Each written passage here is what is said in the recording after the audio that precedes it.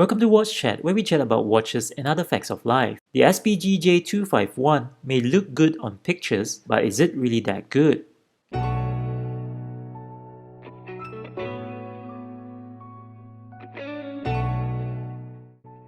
The SBGA251 is one of GS new releases in the year 2021 that, in GS own words, celebrates the rhythm of the season of new creations, each of which has a unique dial whose design draws inspiration from a different Seiki and celebrates the beauty of Japanese nature at its particular moment in the annual cycle. It is an expression of the very nature of time itself. Anyway, this design is known as the Shunbun. In astronomy, Shunbun is defined as the very moment that the sun transits through the vernal equinox. It is one of the 24 seasons in the solar year, which falls around March 21st. Again, according to GS, the wild cherry trees in the mountains, long covered with frost, start to bloom and their sakura blossom decorates the slopes. The green dial and rose gold tone accents perfectly capture the arrival of spring. The correlation of the green? Yes, I get it. The rose gold? Not so much. More about that later. Let's first talk about the specification. The 251 is powered by the high-beat 9S86 caliber automatic with manual winding movement, which has an accuracy of +5 to -3 seconds a day.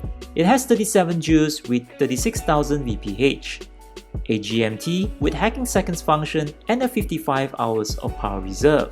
It is measured at 39.5mm in diameter, 14.1mm in thickness, and 46.5mm lug to lug.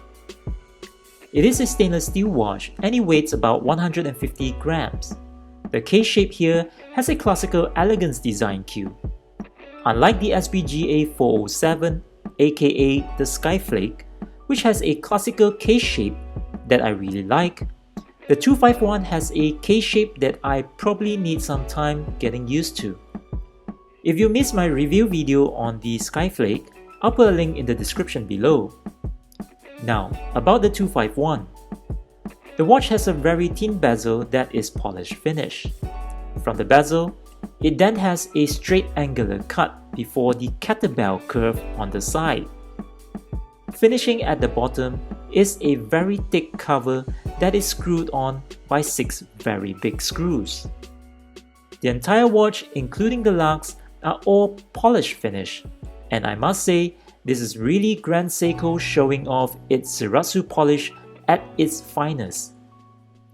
My problem with this case design is the very thick bottom case cover. It's so thick that it actually goes beyond the lugs, which makes the huge screws and the screw holes even more visible. Makes the watch really looks like a gym equipment.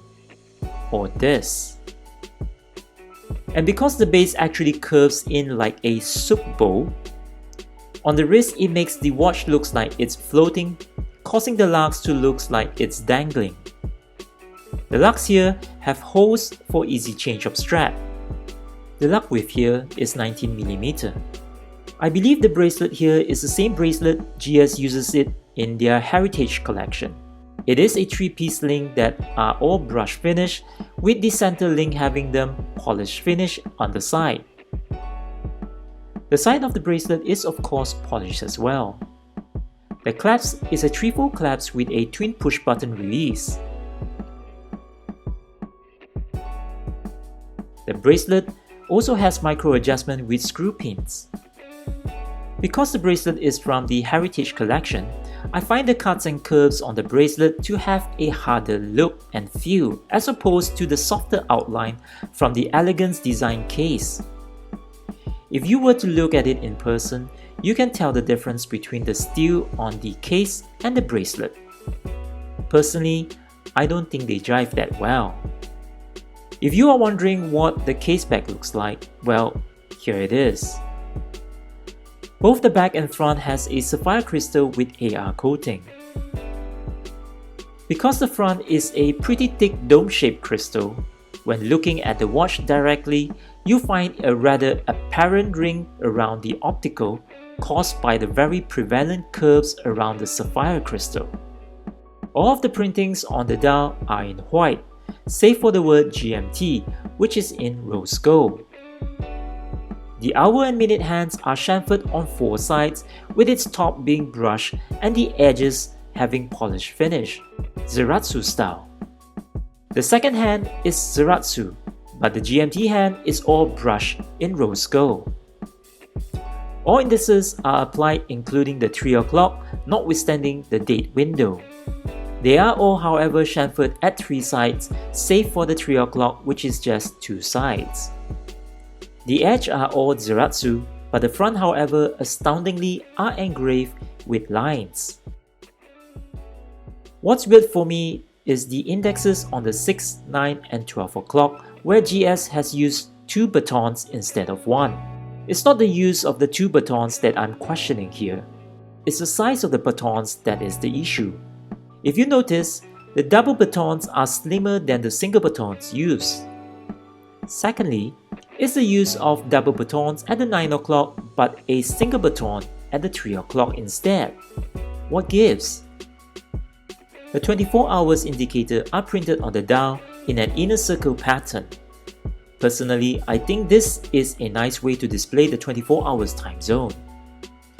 It's vivid, and with the shorter GMT hand, there is no confusion on which is the right hand.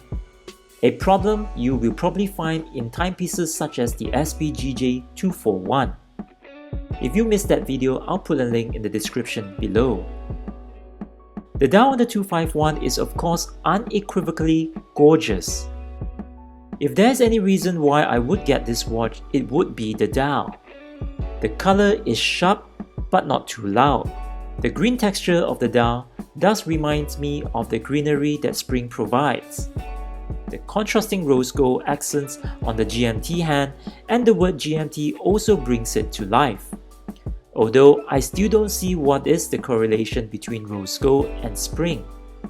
If you know it, please do leave your comments below. The date at the 3 o'clock has a white backdrop with black numberings.